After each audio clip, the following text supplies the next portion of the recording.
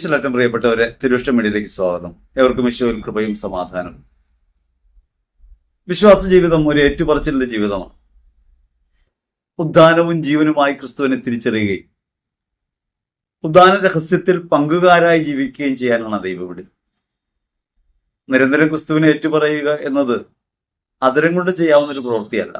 ഈശോ അത് പറയുന്നുണ്ട്. കർത്താവേ കർത്താവേ എന്ന് വിളിക്കുന്ന ഏവനുമല്ല എന്റെ സ്വർഗസ്ഥനായ പിതാവിന്റെ ഇഷ്ടം നിറവേറ്റുന്നവനാണ് യഥാർത്ഥത്തിൽ സ്വർഗരാജ്യത്തിൽ പ്രവേശിക്കുക. മത്തായി സുവിശേഷം 7:21. വചനം നമ്മെ ഓർമ്മിപ്പിക്കുന്നത് നമ്മുടെ വിശ്വാസം കേവലമായ അധരപൂജയായി മാറരുത്, ജീവിതം കൊണ്ടുണ്ടാകേണ്ട ഒന്നാണെന്ന്. ജീവിത പ്രവൃത്തികൾക്കകത്ത് വിശ്വാസം പ്രകടമാണ്. വിശ്വാസം നമ്മെ ഭയരഹിതരാക്കണം. വിശ്വാസം നമ്മെ സ്വയാശ്രയത്തിൽ നിന്ന് മോചിപ്പിക്കണം. വിശ്വാസം നമ്മെ അപരോന്മുഖമാക്കണം. വിശ്വാസം നമ്മെ സ്നേഹപ്രവൃത്തിയായിട്ട് മാറ്റണം. ഭാരരഹിതമായ ഒരു ജീവിതം നമുക്കുണ്ടാകണം. ഭൗതിക ജീവിതം നിരന്തരമായി നമ്മെ വ്യാകുലപ്പെടുത്തുകയും അസ്വസ്ഥപ്പെടുത്തുകയും ഭാരപ്പെടുത്തുകയൊക്കെ ചെയ്യുന്നുണ്ട്. ഈ ജീവിതത്തിന്റെ മധ്യേ നാം അനുഭവിക്കുന്ന ഭൗതികമായ അസ്വസ്ഥതകളെ ആത്മീയമായ സവിശേഷ സിദ്ധി കൊണ്ട് പരിഹരിച്ചു പോകാൻ കഴിയുന്നതിനെ കുറിച്ചാണ് ക്രിസ്തു പറയുന്നത്. അവിടെ നിങ്ങൾ അധരം കൊണ്ട് പറഞ്ഞാൽ പോരാ, ഹൃദയം കൊണ്ട് പറയണം. യോഹന്നാൻ സുവിശേഷത്തിൽ 20-ാം അധ്യായത്തിൽ 19 മുതലുള്ള തിരുവചനങ്ങളിൽ നമുക്ക് കാണാവുന്നത് അവിടെ യേശുവിനെ കണ്ടുമുട്ടുന്ന ശിഷ്യന്മാരാണ്. ഉദ്ധിതനായ ഒരുവന്, നഷ്ടപ്പെട്ടു പോയി എന്ന് കരുതിയ, കുരിശിൽ തറയ്ക്കപ്പെട്ട, കല്ലറയിൽ അടക്കപ്പെട്ട ഒരുവൻ, അവനെ വീണ്ടു കിട്ടുന്ന അനുഭവമാണ് ശിഷ്യന്മാർക്ക് യഥാർത്ഥത്തിൽ. അവരുടെ മുമ്പിൽ വന്ന് വിലാപ്പാടുകൾ കാണിക്കുകയും ഉദ്ധാന വിശേഷം അവരെ അറിയിക്കുകയും സമാധാനം അവർക്ക് പകർന്നു കൊടുക്കുകയും അവരുടെ മേൽ നിശ്വസിക്കുകയൊക്കെ ചെയ്തുകൊണ്ട് നിങ്ങൾ ലോകത്ത് എല്ലാവരോടും ക്ഷമിക്കാൻ, എല്ലാവർക്കും ഈ സ്നേഹം അനുഭവപ്പെടുത്താൻ വിളിക്കപ്പെട്ടവരാണെന്ന് പറയുകയും ചെയ്തു. അവർ കഥകടച്ചിരിക്കുകയാണ്, അവർ ഭയന്നിരിക്കുകയാണ്. അവർക്ക് അപ്പോഴും യഹൂദരെ ഭയമാണ്.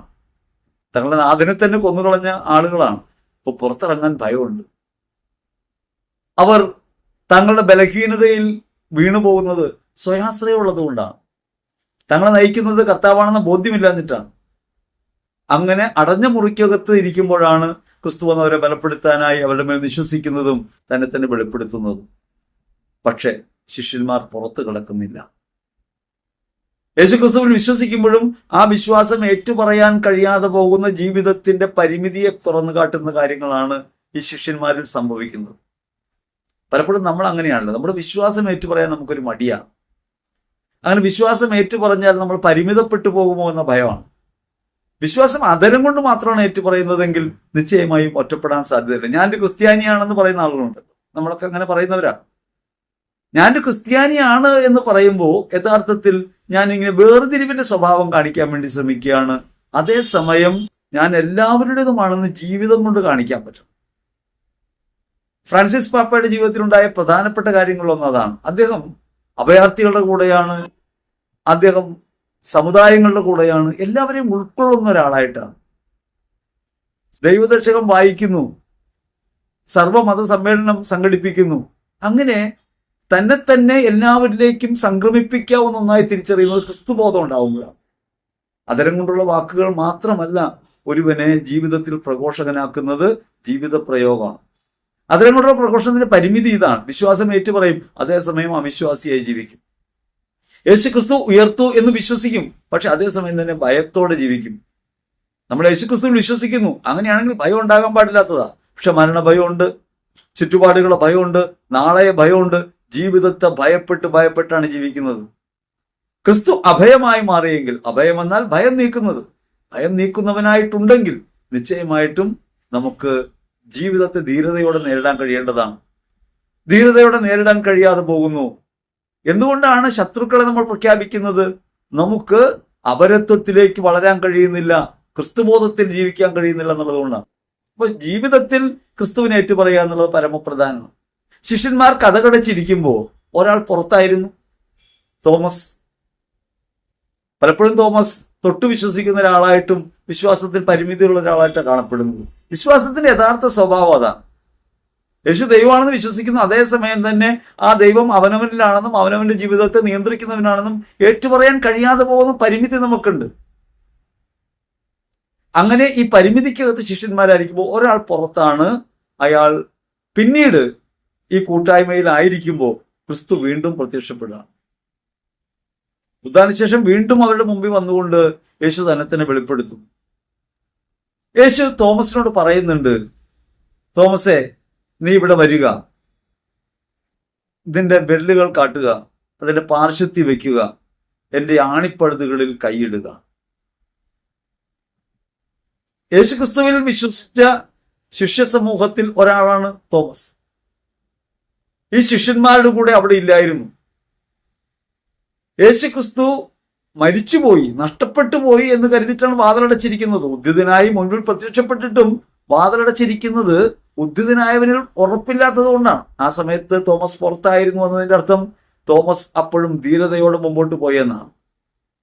ഒരു കൂട്ടായ്മയ്ക്കകത്ത് എല്ലാവരും ഒന്നിച്ച് 10 പേരും കഥകടച്ചിരിക്കുമ്പോൾ 11ാമൻ ഒരുവൻ പുറത്തുപോയി എന്ന് പറഞ്ഞാൽ ആ പുറത്തു പോയവൻ ക്രിസ്തുവിൽ ഉറപ്പുള്ളവനാണ് എന്ന് വേണം കരുതാൻ. ഉദ്ധിതനായവൻ വിശ്വസിക്കുന്നുണ്ടെന്ന് വേണം കരുതാൻ. പക്ഷേ തോമസ് പറയുന്നത്, കർത്താവ് ഞങ്ങളുടെ മുമ്പിൽ പ്രത്യക്ഷപ്പെട്ടു എന്ന് പറയുമ്പോൾ തോമസ് അവരോട് പറയുന്നത്, ഞാൻ വിശ്വസിക്കില്ല. ഞാൻ വിശ്വസിക്കണമെങ്കിൽ അവന്റെ വിലാപ്പാടുകൾ കാണണം, അവന്റെ തിരുവിലാവിലെ മുറിവ് കാണണം, അവന്റെ ആണിപ്പഴുതുള്ള കരങ്ങൾ കാണണം. ആ പഴുതുകളിൽ വിരലിട്ടാൽ മാത്രമേ ഞാൻ വിശ്വസിക്കൂ. എന്താണ് തോമസ് ഇങ്ങനെ സംശയിക്കാൻ കാരണം? നമ്മൾ തോമസിന്റെ സംശയത്തെ തോമസിന്റെ വ്യക്തിപരമായ കാര്യമായിട്ട് നമുക്ക് കരുതാം. പക്ഷെ തോമസ് അങ്ങനെ സംശയിക്കാൻ കാരണം എന്താണ്? അതേ ചോദ്യത്തിന് ഉത്തരം കിട്ടിയാൽ ലോകം എന്തുകൊണ്ട് ക്രിസ്തുവിനെ വിശ്വസിക്കുന്നില്ല എന്ന് നമുക്ക് പറയാൻ പറ്റും. തോമസ് വിശ്വസിക്കാത്തതിന്റെ കാരണം കർത്താവ് പ്രത്യക്ഷപ്പെട്ടു, അവന് നേരിട്ട് കണ്ടു എന്ന് പറയുന്ന ഈ 10 പേർക്ക് ഒരു ചെറിയ പിഴവ് സംഭവിച്ചിട്ടുണ്ട്. അവർ അപ്പോഴും കഥ കടച്ചിരിക്കുകയാണ്, അവർക്ക് ഭയമുണ്ട്, അവരപ്പോഴും അവരുടെ ബലഹീനതയിൽ കുടുങ്ങിപ്പോകുന്നു. തങ്ങളിൽ തന്നെ ആശ്രയിക്കുന്നത് കൊണ്ടാണ് ഉദ്ധിതനെ വിശ്വസിക്കാൻ യഥാർത്ഥത്തിൽ ജീവിതം കൊണ്ട് കഴിയാതെ പോകുന്നവരാണ് ഈ 10 ശിഷ്യന്മാർ. നമ്മുടെ ജീവിതത്തിൽ യേശുക്രിസ്തുവിൽ വിശ്വസിക്കുന്നുവെന്ന് നമ്മൾ നാട്ടുകാരോട് പറഞ്ഞാൽ നാട്ടുകാർക്കത് മനസ്സിലാക്കാത്തത് നാട്ടുകാരുടെ കുഴപ്പം കൊണ്ടല്ല. ജീവിതത്തിലൊരു പ്രശ്നം ഉണ്ടാകുമ്പോൾ ധൈര്യപൂർവ്വം അതിനെ നേരിടാൻ നമുക്ക് കഴിയാതെ പോകുന്നത് ഉദ്ധിതനായവൻ നമ്മുടെ ജീവിതത്തിലുണ്ട് എന്ന ബോധ്യമില്ലാത്തത് കൊണ്ടാണ്. വിശക്കുന്ന ഒരുവനോട് കരുണ കാട്ടാൻ കഴിയാതെ പോകുന്നത് ഉദ്ധിതനായവൻ ജീവിതത്തിൽ ഇല്ലാണ്ട് പോകുന്നതുകൊണ്ടാണ്. നമ്മൾ ലോകത്തിന് മുമ്പിൽ വെളിപ്പെടുത്തുന്നത് ക്രിസ്തുവിനെ അല്ല, ക്രിസ്തു യാഥാർത്ഥ്യമാണ് എന്ന് ഈ ലോകത്തോട് പറയേണ്ടത് നിർഭയമായ ജീവിതം കൊണ്ടാണ്, സ്നേഹപൂർണമായ ജീവിതം കൊണ്ടാണ്, കരുതലിന്റെ കരമായി മാറുക കൊണ്ടാണ്, കരുണയുടെ വഴിയായി ജീവിതത്തെ മാറ്റുക എന്നുള്ളതുകൊണ്ടാണ്. ഇതൊന്നും നമ്മൾ പ്രകടിപ്പിക്കാതിരിക്കുമ്പോൾ ലോകം നാം പറയുന്നത് വിശ്വസിക്കില്ല, നമ്മുടെ അധരത്തിന്റെ വാക്കുകളെ തള്ളിക്കളയും. അപ്പൊ തോമസ് വിശ്വസിക്കാതെ പോകുന്നതിന്റെ കാരണമായിട്ടുള്ളത് ശിഷ്യന്മാർ ഭയപ്പെട്ടിരിക്കുന്നു, അവർ അവരുടെ ബലഹീനതകളിൽ കുടുങ്ങിയിരിക്കുന്നു. ഉദ്ധിതനെ കണ്ടുമുട്ടിയാൽ മാറ്റം ഉണ്ടാകേണ്ടതാണ്. അപ്പൊ നിങ്ങൾ കണ്ട ഉദ്ധിതൻ യഥാർത്ഥത്തിലുള്ളതല്ല, അതാണ് തോമസിന്റെ സംശയം. അങ്ങനെ അവനെ നിങ്ങൾ കണ്ടുമുട്ടിയിരുന്നെങ്കിൽ നിങ്ങൾ നിർഭയരായി മാറിയേനെ. ഇത് തന്നെയാണ് മക്കളോട് വിശ്വാസം പകർന്നു കൊടുക്കുമ്പോൾ മാതാപിതാക്കൾക്ക് പറ്റുന്ന പിഴവ്. അവർ പറയും, മക്കളെ പ്രാർത്ഥിക്കണം, വചനം വായിക്കണം, പള്ളിയിൽ പോകണം എന്നൊക്കെ പറയും. അതെല്ലാം കുട്ടികൾ അനുസരിക്കും, പക്ഷെ അവർ വിശ്വാസികളാകില്ല. കാരണം എന്താ? ജീവിതത്തിലെ പ്രശ്നങ്ങളെക്കുറിച്ച് ആകുലരാണ്, നാളെക്കുറിച്ച് ഭയമുള്ളവരാണ്, ജീവിത പ്രതിസന്ധികളിൽ നിന്ന് ഒളിച്ചോടാൻ ശ്രമിക്കുന്നവരാണ്. ഈ സ്വഭാവങ്ങളൊക്കെ കാട്ടിയിട്ടാണ് മക്കളോട് പറയുന്നത് കർത്താവ് ദൈവമാണ്, അവിടുന്ന് കൂടെ വരും, സഹായിക്കുന്നു. കുട്ടിയുടെ പരീക്ഷ വരുമ്പോൾ കുട്ടിയേക്കാൾ കൂടുതൽ വ്യാകുലപ്പെടുന്ന അമ്മ കുട്ടിയോട് പറയാണ്, ഈശോയോട് പ്രാർത്ഥിക്ക്, സഹായിക്കും. എങ്ങനെ കുട്ടി വിശ്വസിക്കും? അമ്മയ്ക്ക് ഇതുവരെ ബോധ്യമായിട്ടില്ല, പറയുന്ന ആൾക്ക് ബോധ്യം വേണ്ടേ? പറയുന്ന ആൾക്ക് ബോധ്യമില്ലാത്തൊരു കാര്യം അയാൾ പറയുമ്പോൾ അയാളുടെ വാക്കുകൾക്കകത്ത് പ്രവൃത്തിയുടെ ശക്തി ഉണ്ടാകില്ല. പ്രഘോഷണങ്ങൾ നിർജീവമായി പോകുന്ന അവിടെയാണ്. നിങ്ങൾ പഴയ നിയമം നോക്ക്, കർത്താവ് നിങ്ങൾ അനുഗ്രഹിക്കും, നിങ്ങൾ ഇങ്ങനെ പ്രാർത്ഥിക്ക് എന്നൊക്കെ പറയുമ്പോൾ ഏൽക്കാതെ പോകുന്നതുകൊണ്ടാണെന്നറിയോ? പറയുന്ന ആൾക്ക് അനുഭവമില്ല. ഞാൻ കർത്താവിനെ കണ്ടുമുട്ടിയാൽ എൻ്റെ ജീവിതത്തിന് മാറ്റമുണ്ടാകണം. എൻ്റെ ജീവിതത്തിന് മാറ്റമുണ്ടാകുമ്പോഴാണ് എൻ്റെ നിർഭയത്വത്തിൽ നിന്നാണ്, ആകുലതയില്ലായ്മയിൽ നിന്നാണ്, എൻ്റെ സ്ഥിരതയിൽ നിന്നാണ്, എൻ്റെ സ്നേഹഭാവത്തിൽ നിന്നാണ്, എൻ്റെ കരുണയിൽ നിന്നാണ് ഞാൻ കർത്താവിനെ കണ്ടുമുട്ടി എന്ന് ലോകം തിരിച്ചറിയേണ്ടത്. ഫ്രാൻസിസ് പാപ്പയെ നിരവധി മാധ്യമങ്ങൾ വിശുദ്ധനായ മാർപ്പാപ്പ, പുണ്യവാൻ എന്നൊക്കെ വിളിച്ചു. നിങ്ങൾ ഓർക്കണം, ലോകം ഒരു മനുഷ്യനെ പുണ്യവാൻ എന്ന് വിളിക്കുന്നത് എളുപ്പമുള്ള കാര്യമല്ല. അത് വെറും വാക്കല്ല. ജീവിതത്തിന്റെ അനുഭവതലങ്ങളിൽ ആ വ്യക്തിയുടെ കരം തൊടുമ്പോഴാണ്, അങ്ങനെ കരം തൊടുമ്പോഴാണ് ലോകം പറയുന്നത് ഇയാൾ വിശുദ്ധനായിരുന്നു. ശതാധിപൻ ക്രിസ്തു കുരിശിൽ കിടന്ന് ക്ഷമിക്കുന്നത് കണ്ടപ്പോ പറഞ്ഞു, സത്യമായും ഇവൻ ദൈവപുത്രനായിരുന്നു. അന്നുവരെ ചെയ്ത അത്ഭുതങ്ങളൊന്നും അനുഭവപ്പെടാത്ത ശതാധിപൻ, കുരിശിൽ കിടന്ന് പിടഞ്ഞു മരിക്കുന്ന ഒരുവൻ ആ സമയത്തും മറ്റുള്ളവരോട് ക്ഷമിക്കുന്നത് കണ്ടപ്പോ അറിയാതെ പറഞ്ഞുപോയി, സത്യമായും ഇവൻ ദൈവപുത്രനായിരുന്നു. ഇപ്പൊ ജീവിതം കൊണ്ടാണ് വെളിപ്പെടേണ്ടത്. ജീവിതത്തിൽ അങ്ങനെ വെളിപ്പെടുത്തുമ്പോഴാണ് ഒരു വിശുദ്ധനെ തിരിച്ചറിയാൻ കഴിയുന്നത്.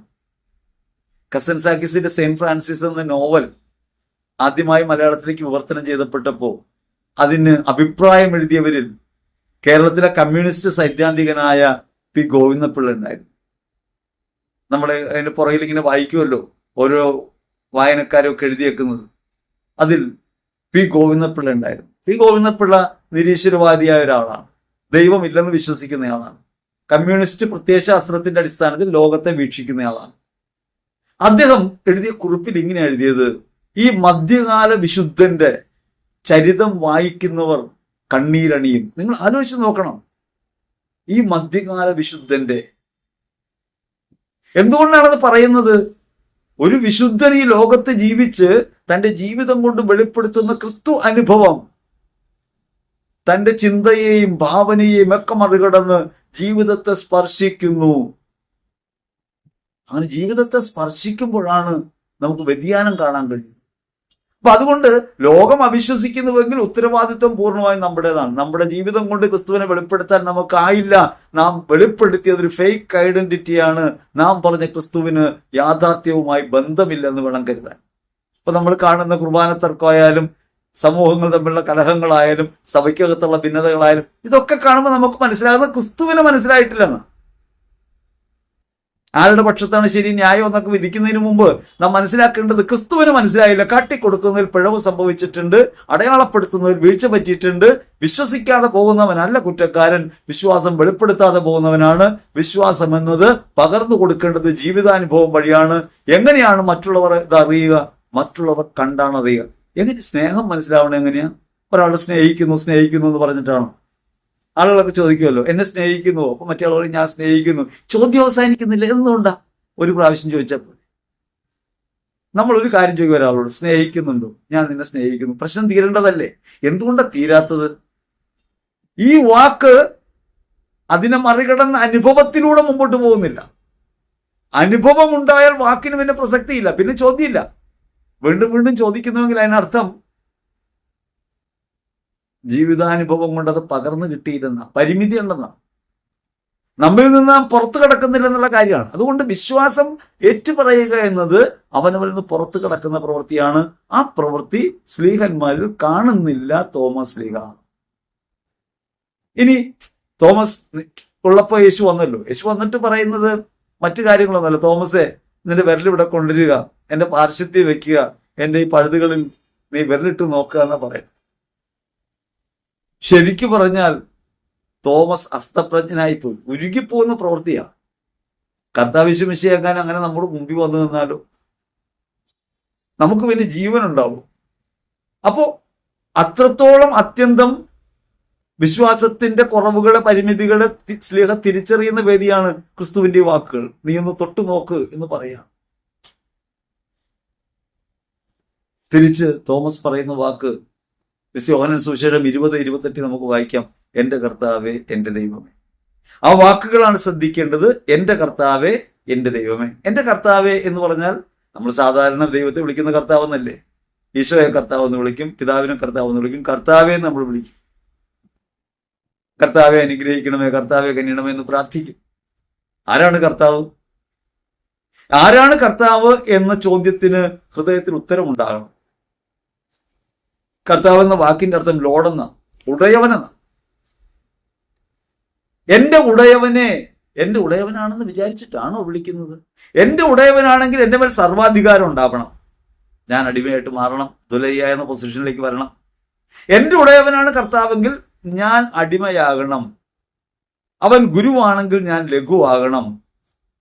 അവൻ ഉടയവനാണെങ്കിൽ എന്റെ ജീവിതത്തിൽ ഉണ്ടാകുന്ന എല്ലാ സാഹചര്യങ്ങളെയും അനുഭവങ്ങളെയും എനിക്ക് സംയമനത്തോടെ സ്വീകരിക്കാൻ പറ്റും, തർക്കമില്ലാതെ സ്വീകരിക്കാൻ പറ്റും, പരാതിയില്ലാതെ. കാരണം ഞാൻ അടിമയാണല്ലോ. ഞാനെപ്പോൾ ഭക്ഷണം കഴിക്കണം, ഞാൻ എന്ത് കഴിക്കണം, ഞാൻ എങ്ങനെ ജീവിക്കണം എന്നൊക്കെ തീരുമാനിക്കേണ്ടത് ആരാ? ഉടയവനാ. ഈ അടിമയാകുന്ന പറയുമ്പോൾ ആളുകൾക്കൊക്കെ വിഷമാണ്. കാരണം ഈ ബ്രിട്ടീഷുകാരുടെ അടിമത്തത്തിൽ ജീവിച്ചു എന്നുള്ളത് കൊണ്ട് നമുക്ക് അടിമയിൽ നിൽക്കുമ്പോൾ ഭയങ്കര സ്ലേവറി എന്ന് പറഞ്ഞാൽ ഭയങ്കര ഒരു ആധിപത്യമായിട്ട് തോന്നും.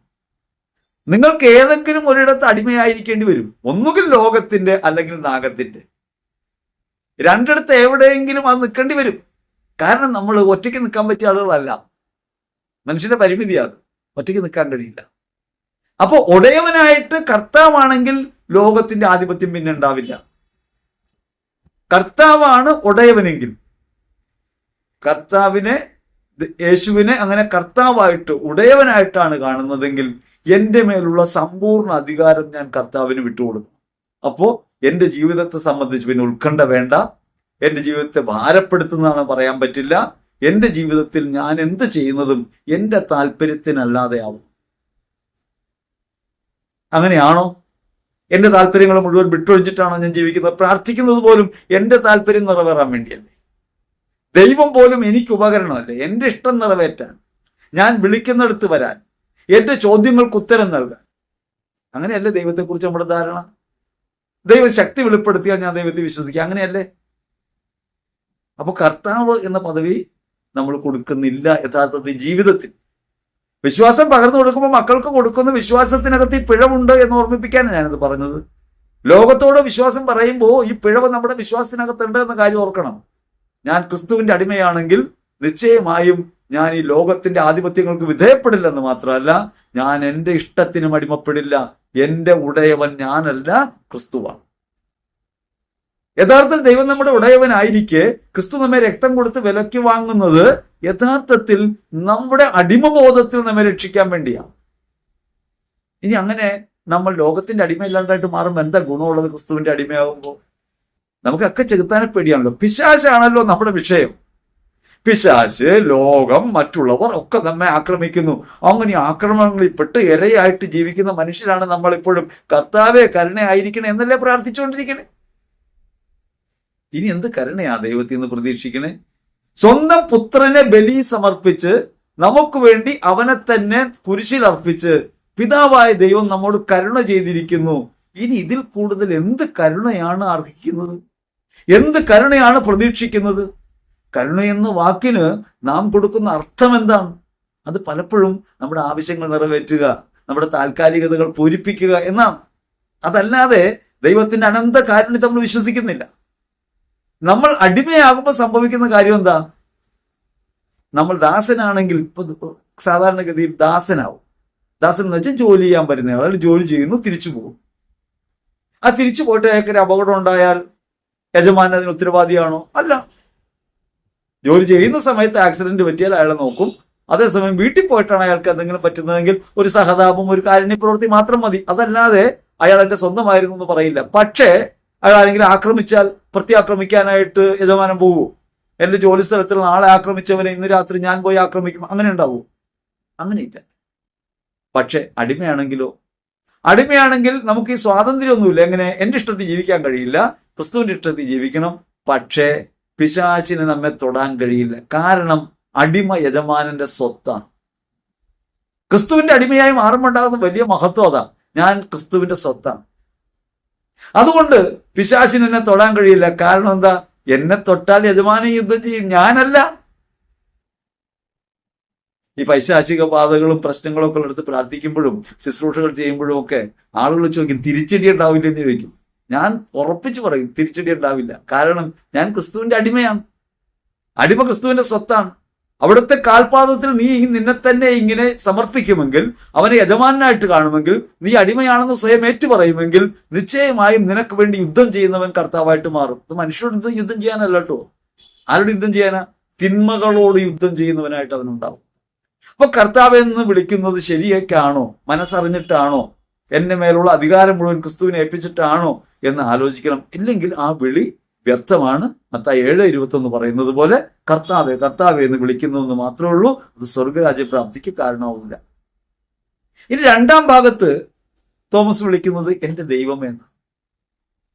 എന്റെ ദൈവമേ എന്നുള്ള വിളി യഥാർത്ഥത്തിൽ എത്രത്തോളം ആഴമുള്ള ഒരു വിളിയാണ് തിരിച്ചറിയുന്നത്. നമ്മൾ സാധാരണ കാല് തട്ടുമ്പോഴും കൈമുറിയുമ്പോഴും ഒക്കെ ദൈവമേ എന്ന് വിളിക്കും. ആ വിളിയല്ല കേട്ടോ ഇത്. അത് ശരിക്കും പറഞ്ഞാൽ നമ്മുടെ ഉള്ളിലുണ്ടാകുന്ന ഭയത്തിൽ നിന്നുണ്ടാകുന്ന ഒരു ജ്വൽപ്പനം മാത്രമാണ്. യഥാർത്ഥ ഹൃദയം നിറഞ്ഞ വിളിയല്ല. എന്റെ ദൈവമേ എന്ന് വിളിക്കുമ്പോൾ ദൈവത്തിന്റെ സമ്പൂർണ്ണത മുഴുവൻ ക്രിസ്തുവിലെന്ന ബോധ്യത്തോടെ വിളിക്കാൻ പറ്റണം. യേശുവിന്റെ മുഖത്ത് നോക്കി എന്റെ ദൈവമേ എന്ന് വിളിക്കുന്നുണ്ടെങ്കിൽ ദൈവത്തിന്റെ സമ്പൂർണ്ണത മുഴുവൻ നിറഞ്ഞവനാണ് നീ, സൃഷ്ടാവും പരിപാലകനുമാണ് നീ എന്ന ബോധ്യം ഉണ്ടാകണം. തന്നാൽ താനായിരിക്കുന്ന, സർവശക്തനായിരിക്കുന്ന, സർവജ്ഞാനിയായിരിക്കുന്ന, സകല നന്മസ്വരൂപിയായിരിക്കുന്ന, സർവവ്യാപിയായിരിക്കുന്ന, സകലത്തിന്റെയും ആദ്യ കാരണമായിരിക്കുന്ന ഒരുവൻ നീയാണെന്ന അർത്ഥം അതിനുണ്ട്. ഇത്തരം കാര്യങ്ങൾ ഉറച്ചു വിശ്വസിക്കുമ്പോഴാണ് ഒരാളെ ദൈവമേ എന്ന് വിളിക്കാൻ പറ്റുക. തന്നാൽ താനായിരിക്കണം, സെൽഫായിരിക്കണം, വേറെ ആരും സൃഷ്ടിച്ചതല്ലാത്തൊരുവനായിരിക്കണം, സർവജ്ഞാനിയായിരിക്കണം, സകലതും അറിയുന്നവൻ, സർവശക്തനായിരിക്കണം, എല്ലാ ശക്തികൾക്കും ഉപരിയായവൻ, സർവവ്യാപിയായിരിക്കണം, എങ്ങും നിറഞ്ഞു വസിക്കുന്നവൻ, എല്ലാറ്റിനെയും ആദികാരണമായിരിക്കണം. അങ്ങനെ ഒരാളെ ക്രിസ്തുവിൽ തിരിച്ചറിയുന്നു എന്നാണ് വിശുദ്ധ തോമസ് പറയുന്നത്. തോമസിന്റെ വാക്കിനകത്ത് അർത്ഥമുണ്ട് എന്റെ ദൈവമേ, എന്റെ കർത്താവേ, എന്റെ ദൈവമേ എന്ന ഈ രണ്ടു വാക്കുകൾ യഥാർത്ഥത്തിൽ സമ്പൂർണമായ വിശ്വാസത്തിന്റെ അടയാളമാണ്. നാം നിശ്ചയമായും നമ്മുടെ ജീവിതത്തിൽ വിശ്വാസം ഏറ്റുപറയുമ്പോൾ ഈ രണ്ട് തലങ്ങളെ ഹൃദയത്തിൽ ഉറപ്പിച്ചിട്ട് വേണം ഏറ്റുപറയാൻ.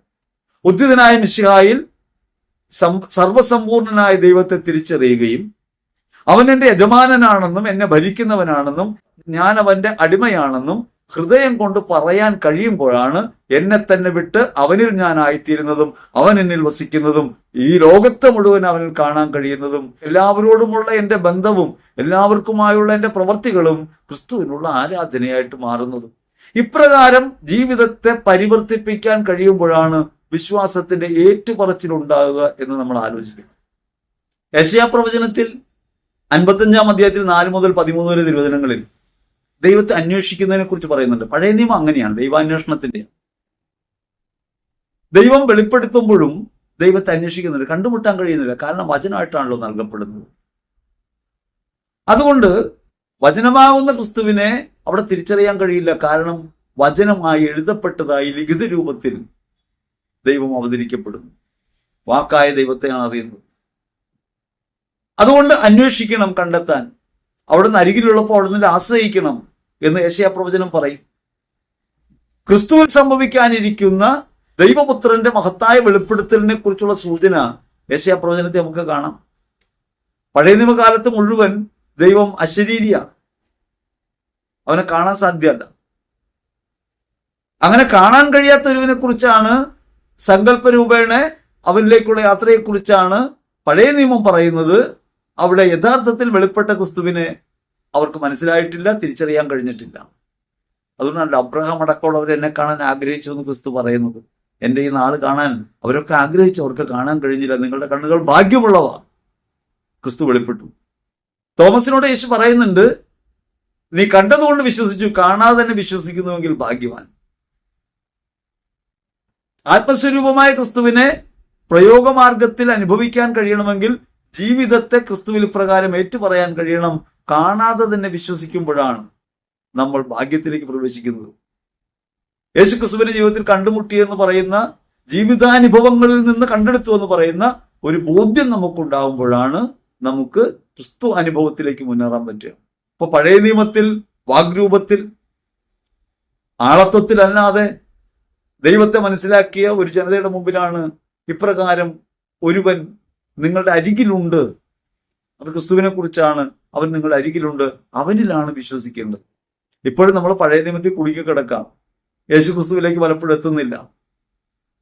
ക്രിസ്തുവിൽ വെളിപ്പെട്ട സമ്പൂർണ്ണതയെ മനസ്സിലാക്കാതെ പോകുമ്പോഴാണ് പഴയ നിയമത്തെ ആശ്രയിക്കുന്നത്. പഴയ നിയമത്തിൽ 10 കൽപ്പനകളെ കുറിച്ചല്ല ഞാൻ പറയുന്നത്.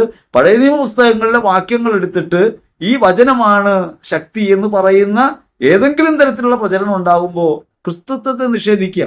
കണ്ടുമുട്ടിയ ഒരുവനെ, വെളിപ്പെട്ട ഒരുവനെ, ആളത്വമുള്ള ഒരുവനെ നമ്മൾ നിരസിക്കുക. യേശുക്രിസ്തുവിൽ ഈ പ്രകാരം ഈ പഴയ നിയമത്തിന്റെ സമ്പൂർണ്ണതയൊക്കെയും നിറഞ്ഞിരിപ്പുണ്ടെന്നും ദൈവത്തിന്റെ 6 ലക്ഷണങ്ങളും ഒത്തവനാണവനെന്നും അവനിലാണ് സർവ്വസമ്പൂർണ്ണതയെന്നും ഏറ്റുപറയാൻ കഴിയുമ്പോഴാണ് വിശ്വാസത്തിന്റെ ഏറ്റുപറച്ചിലാകുന്നത്. അങ്ങനെ വിശ്വാസത്തിന്റെ ഏറ്റുപറച്ചിലുണ്ടാകുമ്പോൾ എന്ത് സംഭവിക്കും? അത് അപ്പോസ്തല പ്രവൃത്തികൾ നമുക്ക് കാണാൻ പറ്റും. യേശുക്രിസ്തുവിനെ സ്വീകരിച്ചവരുടെ ലക്ഷണം എന്താ? അവർ തങ്ങളെ തന്നെ മറന്നുപോയി. അപ്പോസ്തല പ്രവൃത്തികൾ 4:32 നമുക്കത് കാണാം. വിശ്വാസികളുടെ സമൂഹം ഒരു കൂട്ടായ്മയായിട്ട് മാറി. തങ്ങൾക്കുള്ളതൊന്നും സ്വന്തമായിട്ട് അവർ കരുതിയില്ല. ഇത് പറഞ്ഞാൽ അപ്പൊ തന്നെ വിശ്വാസത്തിന്റെ ചരട് നമുക്ക് ഒലയുന്നത് കാണാൻ പറ്റും. നിങ്ങൾക്കുള്ളതൊന്നും നിങ്ങളുടേതല്ലെന്നും അതൊക്കെ നമ്മുടെ കൂട്ടായ്മയുടെ ആണെന്നും പറഞ്ഞാൽ വിശ്വാസത്തിൽ നിലനിൽക്കുമോ? എന്തുകൊണ്ടാണ് ക്രിസ്തു അനുഭവം ഇല്ലാത്ത? ഹൃദയലാളിത്യമുള്ളവരായിട്ട് മാറണമെന്നൊക്കെ പറയും. നമ്മളിപ്പോഴും ആശ്രയിക്കുന്ന എവിടെയാ? സമ്പത്തിലല്ലേ? എനിക്കുള്ളവ അവരെൻ്റെതാണെന്ന് പറയാൻ കഴിയുമോ? മറ്റുള്ളവർക്ക് വിട്ടുകൊടുക്കാൻ പറ്റുമോ? ഉള്ളത് പാതി കൊടുക്കാൻ പറ്റണില്ലേ? ഒരംശം കൊടുക്കാൻ ബുദ്ധിമുട്ടുണ്ട്, പാതി കൊടുക്കാൻ ബുദ്ധിമുട്ടുണ്ട്. പിന്നെ അങ്ങനെയാണെങ്കിൽ എനിക്കുള്ളതൊന്നും എൻ്റെ അല്ല മറ്റുള്ളവരുടെ കൂടെയാണെന്ന് പറയാൻ പറ്റൂ? എവിടെ അങ്ങനെ പറയാൻ കഴിയുന്നു അവിടെയാ ക്രിസ്തുവിനെ അനുഭവിക്കാൻ കഴിയും. ഇത് പറയുമ്പോൾ ഇതൊരു ഉട്ടോപ്യൻ ആശയമായിട്ട് നിങ്ങൾക്ക് തോന്നാം. വിശ്വാസത്തിന്റെ പരമകാഷ്ട ഒരു ഉട്ടോപ്യാണ്. ഒരു സ്വർഗമാണ് പ്രതീക്ഷ. കണ്ടിട്ടുണ്ടോ? ആരെങ്കിലും പോയതായിട്ട് പറഞ്ഞിട്ടുണ്ടോ? കണ്ടിട്ടല്ലല്ലോ. സ്വർഗം ജീവിതത്തിന്റെ പരമലക്ഷ്യമായിട്ടുണ്ടാകുമ്പോഴാണ് ജീവിതം നവീകരിക്കപ്പെടുക. ഉദ്ധിതനായ ഒരുവനിൽ വിശ്വസിക്കുമ്പോൾ അവനവൻ ഉപേക്ഷ ഉണ്ടാകുന്നില്ലെങ്കിൽ നിശ്ചയമായിട്ടും അവനെ കണ്ടുമുട്ടിയിട്ടില്ലെന്ന് അതിനർത്ഥം. അപ്പൊ ഞാനിത് പറയുമ്പോൾ നിങ്ങൾ പറയും ഇതൊക്കെ പ്രസംഗിക്കാൻ കൊള്ളാം. പ്രസംഗിക്കാൻ മാത്രമല്ലെന്നേ, ജീവിക്കാനും കൊള്ളാം. ജീവിക്കാൻ കൊള്ളാമെന്ന് വെളിപ്പെടുത്തിയ ആളുകളുടെ പേരാ വിശുദ്ധാത്മാക്കൾ. അവരെല്ലാം ഉപേക്ഷിച്ച് ഇറങ്ങി തിരിച്ച് ആർക്ക് വേണ്ടിയാ? എന്ത് കണ്ടിട്ടാ? നാം കാണാത്ത ലോകത്തിന്റെ ഒരു മഹത്വീകൃതമായ ഭാവം കണ്ടുമുട്ടിയത് കൊണ്ടാണ്. ക്രിസ്തുവിൽ അവനെ കൈവിടാൻ പറ്റാത്തതുകൊണ്ടാ. സർവകലാശാലകളിൽ പ്രൊഫസർമാരായിരുന്നവർ, ഉന്നതമായ ജീവിതചര്യകൾ നയിച്ചിരുന്നവർ, പ്രഭു കുടുംബങ്ങളിൽപ്പെട്ടവർ, അവരൊക്കെ തങ്ങൾക്കുള്ളവയൊക്കെ വേണ്ടെന്ന് വെച്ച് ഇറങ്ങി പുറപ്പെട്ട് നിസ്വരായി, അലയുന്നവരായി, മർദ്ദനമേൽക്കുന്നവരായി ഒക്കെ ജീവിച്ചത് എന്തുകൊണ്ടാണ്? ഫ്രാൻസിസിന് ഓരോ അടി കൊണ്ടൊന്നും ലഹരിയായി മാറുന്നത് എന്തുകൊണ്ടാണ്? കാരണം ക്രിസ്തുവിനെ കണ്ടുമുട്ടി. അപ്പൊ യേശുവിനെ കണ്ടുമുട്ടിയില്ല, ജീവിതത്തിനകത്ത് ഒരു എൻകൗണ്ടർ നടക്കുന്നില്ല, അവനുമായി ഒരു ഏറ്റുമുട്ടൽ ഉണ്ടാകുന്നില്ല. അവനെ കണ്ടുമുട്ടാൻ കഴിഞ്ഞാൽ നിശ്ചയമായിട്ടും നമുക്ക് നാമല്ലാതായി മാറാൻ പറ്റും. ക്രിസ്തുഭാവം വെളിപ്പെടാത്തത് യഥാർത്ഥത്തിൽ നമ്മുടെ മനസാക്ഷിക്കകത്ത് ഞാനെന്ന ബോധം നിലനിർത്തുകയും എനിക്കുള്ളവയൊക്കെ എന്റേതാണെന്ന ഭാവം പുലർത്തുകയും ചെയ്യുന്നത് കൊണ്ടാണ്. ആദിമ സമൂഹത്തിന് അതില്ലായിരുന്നു. നമ്മൾ എപ്പോഴും പ്രാർത്ഥിക്കും, ആദിമസഭയിൽ എന്നതുപോലെ പരിശുദ്ധാത്മാവെ ഇറങ്ങി വരണേ. എന്തൊരു അബദ്ധ പ്രാർത്ഥനയെന്നറിയാമോ? ഈ ആദിമസഭ പരിശുദ്ധാത്മാവിനാൽ പൂരിതമായപ്പോ ഉണ്ടായ സംഭവം എന്തെന്നറിയാമോ? ഉള്ളത് പങ്കുവെച്ചു, സ്വന്തമായൊന്നും കരുതിയില്ല. അപ്പോസ്തല പ്രവൃത്തികൾ 4:32 പറയാണ്, അവർ തങ്ങൾക്കുള്ളവയൊന്നും സ്വന്തമായി കരുതിയില്ല. ഈ ലോകത്തിന് മുമ്പിൽ ക്രിസ്തുവിനെ വെളിപ്പെടുത്താൻ നിങ്ങൾ ക്രിസ്തുവിനെ കണ്ടുമുട്ടി എന്ന് പറയാൻ കഴിയണമെങ്കിൽ അവരോന്മുഖമാകണം, മറ്റുള്ളവർക്ക് വേണ്ടി ജീവിതമായി മാറണം, ഉള്ളവ പങ്കുവെക്കണം, സ്വന്തമായി ഒന്നുമുണ്ടെന്ന് ഭാവിക്കരുത്. ജീവിതത്തിൽ നാം ഇവിടെ വിപ്രവാസികളാണെന്ന ബോധ്യത്തോടെ ജീവിക്കണം. അങ്ങനെയാണോ ജീവിക്കുന്നത്? എന്താ ഈ ലോകത്തോട് സുവിശേഷം പറയുമ്പോൾ ലോകം വിമുഖമാകുന്നത് എന്തുകൊണ്ടാ? പറയുന്ന ആൾ ഇങ്ങനെയാ പറയണേ.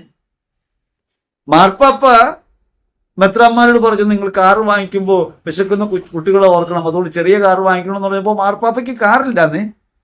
കാറില്ലാഞ്ഞായിട്ടാ പറയണേ, സ്വന്തമായി ഇല്ലാഞ്ഞിട്ടാ പറയണേ.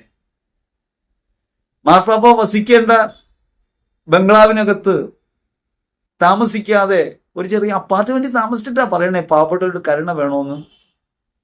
ഒരു അനുചര സംഘത്തെ നിരന്തരം കൂടെ കൊണ്ടു നടക്കാതെ ഒരു ബ്രീഫ് കേസുമായിട്ട് എവിടെയും യാത്ര പോകുന്ന ഒരു മനുഷ്യനായി മാറിയിട്ട് ആൾക്കൂട്ടങ്ങൾക്കകത്ത് ഒരാളായി ചെറുതാകാൻ മനസ്സ് കാണിച്ചിട്ടാണ് പറയുന്നത്, നിങ്ങൾ എല്ലാവരോടും സ്നേഹത്തിൽ വർത്തിക്കണം. പ്രവർത്തിച്ചിട്ടാണ്. അതുകൊണ്ടാണ് ലോകം തിരിച്ചറിയുന്നത്. ലോകം നമ്മിൽ ക്രിസ്തുവിനെ കാണാതെ പോകുന്നുവെങ്കിൽ അത് ലോകത്തിന്റെ കണ്ണിന്റെ കുഴപ്പമല്ല, നമ്മുടെ കുഴപ്പമാണ്. ലോകത്തിന് പ്രേരക പരിശുദ്ധാത്മാവുണ്ട്. ലോകത്തിന് തിരിച്ചറിയാൻ പറ്റും. ക്രിസ്തുവിന്റെ മുഖം എവിടെ വെളിപ്പെടുന്നോ തിരിച്ചറിയാൻ പറ്റും. അപ്പോസ്തല പ്രവൃത്തികളിൽ 4:34 പറയണം, അവരുടെ ഇടയിൽ ദാരിദ്ര്യം അനുഭവിക്കുന്നവരുണ്ടായിരുന്നില്ല, ഉള്ളവ വിറ്റ് എല്ലാവരുമായി പങ്കുവച്ചു. ഈ ദാരിദ്ര്യം അനുഭവിക്കുന്നവർ നമ്മുടെ കൂടെയുണ്ടോ? നിനക്കുള്ളത് ഇല്ലാത്ത ഒരുവൻ നിന്റെ അടുത്തുണ്ടോ? നിശ്ചയമായിട്ട് നീ ക്രിസ്തുവിനെ കണ്ടുമുട്ടിയിട്ടില്ല. നീ പറയുന്ന ക്രിസ്തു ഫേക്കാണ്. അത്ഭുത ശക്തിയൊക്കെ ഉള്ള കൃപാവരമൊക്കെ നിറഞ്ഞവരാ ഈ ആദിമസഭയിലുള്ളവര്, അപ്പോസ്തലന്മാർ, ശിഷ്യ സമൂഹം. അവർ എങ്ങനെ ജീവിച്ചത്? അവർ ഇങ്ങനെ അവരെ തന്നെ ഉപേക്ഷിച്ച് അപരോന്മുഖമായി എല്ലാവരുടേതുമാണ് തങ്ങളെന്നും എല്ലാവരുടെ ഭാഗമാണെന്നും ബോധ്യത്തോടെ ജീവിച്ചു. അങ്ങനെ ജീവിക്കുമ്പോഴാണ് ക്രിസ്തു വെളിപ്പെട്ടത്. അതുകൊണ്ടാണ് സുവിശേഷ പ്രഘോഷണം ശക്തി പ്രാപിച്ചതും ലോകം മുഴുവൻ വ്യാപിച്ചതും. എങ്ങനെയാണ് നമ്മുടെ മനോഭാവവും നമ്മൾ ആലോചിക്കണം. യേശുക്രിസ്തുവിൽ അപ്രകാരം ഈ വിശ്വാസധാരയുടെ ഭാഗമായി നമ്മൾ മാറിയിട്ടുണ്ട്. അതൊരു മഹാഭാഗ്യമാണ്. നമ്മുടെ അറിവോ കഴിവോ സമ്മതമൊന്നും ഇല്ലാതെ നമ്മൾ വിശ്വാസധാരയുടെ ഭാഗമായിട്ടുണ്ട്. വിശുദ്ധാത്മാക്കളോട് കൂട്ടുള്ളവരായിട്ടുണ്ട്. വിശുദ്ധ സമൂഹം നമ്മുടെ സഹോദരി സഹോദരന്മാരാണ്. ഒരു സാഹോദര്യത്തിലേക്ക് നാം വന്നിട്ടുണ്ട്. അതുകൊണ്ട് കൊളോസ്യർ ലേഖനം 1:12 പറയും, നമ്മളെ ഇങ്ങനെ വിശുദ്ധരുമായുള്ള സഹവാസത്തിൽ പങ്കുകാരാക്കിയതിന് ദൈവത്തിന് നന്ദി പറയണം, കൃതജ്ഞത അർപ്പിക്കുന്ന ജീവിതം ഉണ്ടാകണം. സഭയ്ക്കകത്തായിരിക്കുന്നത് ക്രിസ്തുവിന്റെ ശരീരത്തിന്റെ ഭാഗമായിട്ടാണെന്നും വിശുദ്ധാത്മാക്കളോടുള്ള കൂട്ടായ്മയിലാണ് നമ്മൾ ജീവിക്കുന്നതെന്നും ഉള്ള ബോധ്യമുണ്ടായിട്ട് ഒരു നന്ദിയുള്ള ജീവിതം ഉണ്ടാകണം. സഭാത്മകമായ ജീവിതത്തെ നാം ആശ്ലേഷിക്കേണ്ടത് ഈ നന്ദിയോടെയാണ്. ഈ തെരഞ്ഞെടുപ്പിനെ കുറിച്ച് നന്ദി ഉണ്ടാവണം.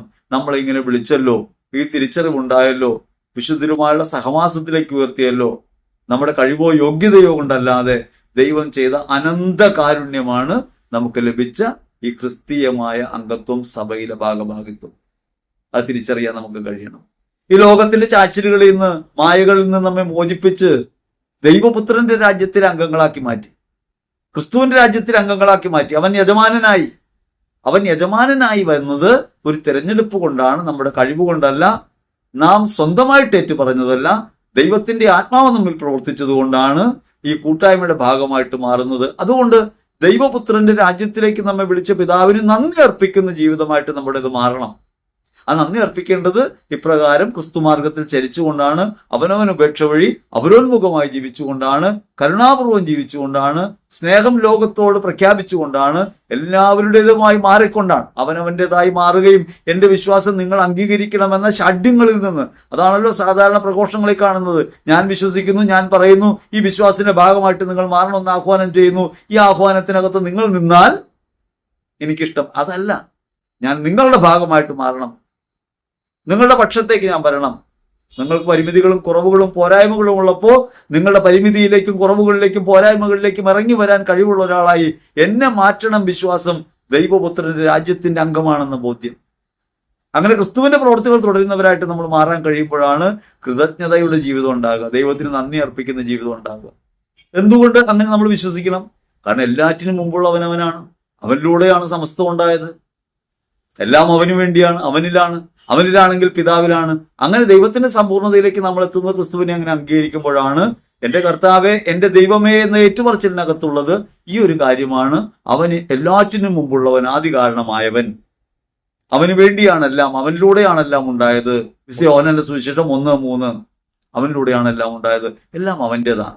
അങ്ങനെ ക്രിസ്തുവിനെ ജീവിതത്തിന്റെ സർവസ്വമായി തിരിച്ചറിയാൻ കഴിയുമ്പോഴാണ് നമ്മുടെ ജീവിതം ക്രിസ്തു അനുരൂപണമായിട്ട് മാറുക. സഭയ്ക്കകത്തായിരിക്കുമ്പോൾ നമുക്ക് ഈ ബോധ്യം ഉണ്ടാകണം, അവന്റെ ശരീരത്തിന്റെ ഭാഗമാണ് നമ്മൾ, ശിരസ് അവനാണ്. സഭയിൽ കുഴപ്പങ്ങൾ ഉണ്ടാകും, പോരായ്മകൾ ഉണ്ടാകും. സഭ പടുത്തുയർത്തപ്പെട്ടുകൊണ്ടിരിക്കുന്ന ഒരു കാര്യമാണ്, നിരന്തര പ്രയാണത്തിലാണ്. സഭ ഒരു സമ്പൂർണ്ണതയിലെത്തിയിട്ടില്ല. എവിടെയാ സമ്പൂർണ്ണതയിലെത്തുക? അത് അവസാനമാണ്. സ്വർഗീയ ജെറുസലേം, മഹത്വപൂർണമായ സഭ, അവിടേക്കുള്ള യാത്രയിലാണ് നമ്മൾ. അതുകൊണ്ട് ഇവിടെ സഭയ്ക്ക് കുറവുകളും പോരായ്മകളും ഒക്കെ ഉണ്ടാകും. ശിരസാകുന്ന ക്രിസ്തുവിലേക്ക് നമ്മൾ വളരും. നമ്മൾ ഒറ്റ കാര്യം ആലോചിച്ചാൽ മതി. നമ്മുടെ ചിന്തകൾക്കനുസരിച്ചാണ് നമ്മൾ പ്രവർത്തിക്കുന്നത്? അല്ല. നമ്മുടെ ചിന്തകൾ വേറൊരു തലത്തിൽ, ഉയർന്ന തലത്തിലും നമ്മുടെ പ്രവർത്തികൾ താഴ്ന്ന തലത്തിലുമാണ്. ശിരസായ ക്രിസ്തുവിന്റെ ധാരണയ്ക്കനുസരിച്ചല്ല ശരീരം പ്രവർത്തിക്കുന്നത്. ശരീരത്തിന് പോരായ്മയുണ്ട്, ഒരു കംപ്ലീറ്റ് കൺട്രോൾ കിട്ടുന്നില്ല. എന്തുകൊണ്ടാണ്?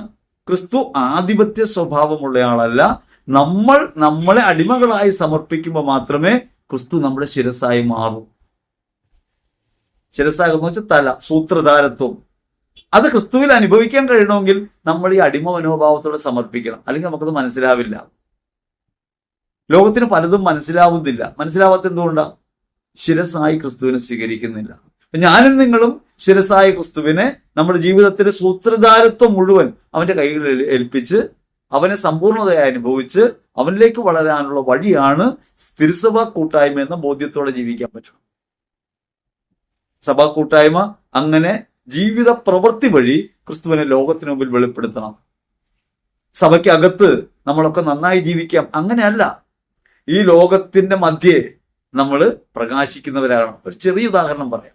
നമ്മുടെ വീട്ടിലൊരു നല്ല മരം ഉണ്ടെന്നിരിക്കട്ടെ, നല്ല പൂവൊക്കെ ഉണ്ടാകുന്ന, നല്ല ഫലങ്ങളൊക്കെ ഉണ്ടാകുന്ന ഒരു മരം. അത് നമ്മളിങ്ങനെ അടുക്കള ഭാഗത്ത് നട്ടേക്കാണ്, ആരും കാണാതെ നട്ടേക്കാണ്. നമ്മൾ എല്ലാ ദിവസവും പോയിട്ട് ആ പൂവിനെ ഓമനിക്കും, ആ ചെടിയെ തഴുകും, അതിൽ സന്തോഷിക്കും. അതിന്റെ ഫോട്ടോ എടുത്ത് നമ്മൾ ഇൻസ്റ്റയിലും വാട്സപ്പിലും ഫേസ്ബുക്കിലും ഒക്കെ ഇടും. പക്ഷെ നമ്മൾ ആർക്കും ഈ ചെടി കൊടുക്കില്ല.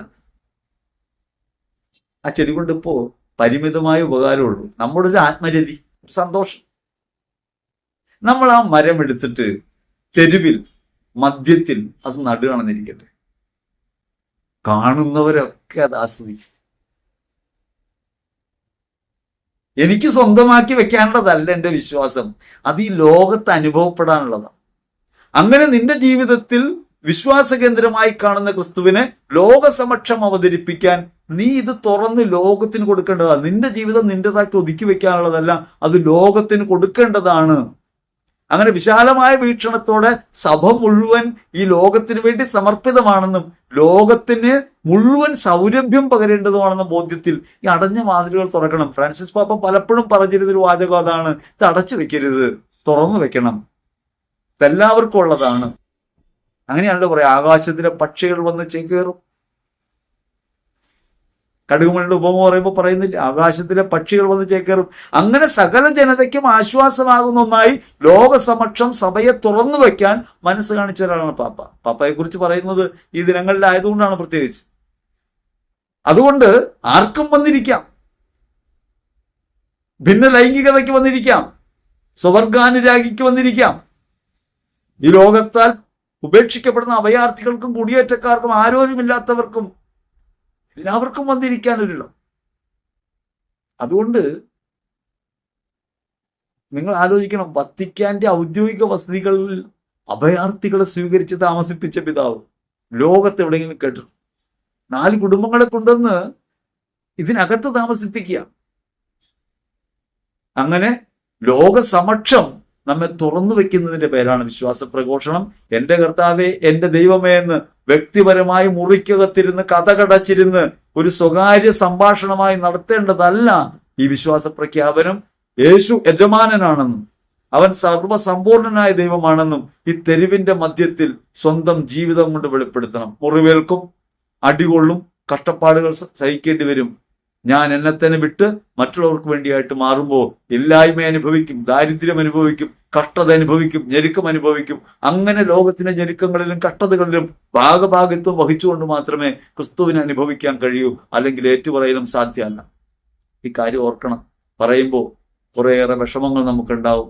നമ്മൾ കൈയടക്കി വെച്ച പല മേഖലകളുണ്ടല്ലോ, ആർക്കും കൊടുക്കാതെ സ്വകാര്യതയായി കൊണ്ട് നടക്കുന്ന ജീവിതത്തിന്റെ സമ്പത്തും സൗഭാഗ്യങ്ങളും, അവയൊക്കെ മറ്റുള്ളവർക്ക് വേണ്ടി കൂടി അവകാശപ്പെട്ടതാണെന്ന ബോധ്യം, എന്റെ സുഖ സൗകര്യങ്ങൾ ആരുടെയൊക്കെയോ കഷ്ടപ്പാടുകളാണെന്ന ബോധ്യം അവ എനിക്കില്ലാതെ പോകുമ്പോൾ യഥാർത്ഥത്തിൽ ഞാൻ ക്രിസ്തു വിരുദ്ധനാണ്. ഞാൻ വെളിപ്പെടുത്തുന്ന ക്രിസ്തു യഥാർത്ഥ ക്രിസ്തു അല്ല. ആ കാര്യം നമുക്ക് ഓർമ്മ വേണം, ഓർമ്മയിലുണ്ടാവണം. ഓർമ്മ നമ്മെ അങ്ങനെ അസ്വസ്ഥപ്പെടുത്തുമ്പോൾ ദൈവത്തിന്റെ പരിശുദ്ധാത്മാവ് ജീവിതത്തിൽ എവിടെയെല്ലാമാണ് വാതിൽ തുറക്കേണ്ടതെന്ന് നമുക്ക് വെളിപ്പെടുത്തി തരും. അപ്രകാരം ദൈവാത്മാവിന്റെ പ്രേരണയ്ക്ക് വിധേയമായി ജീവിതത്തെ ആനുകാലിക സന്ദർഭങ്ങൾക്ക് അനുസരിച്ച് വീതിച്ചു കൊടുക്കാൻ, മുറിച്ചു വിളമ്പാൻ അവിടുന്ന് നമുക്ക് ശക്തി നൽകട്ടെ എന്ന് ഹൃദയപൂർവ്വം പ്രാർത്ഥിക്കുന്നു. ആമേൻ.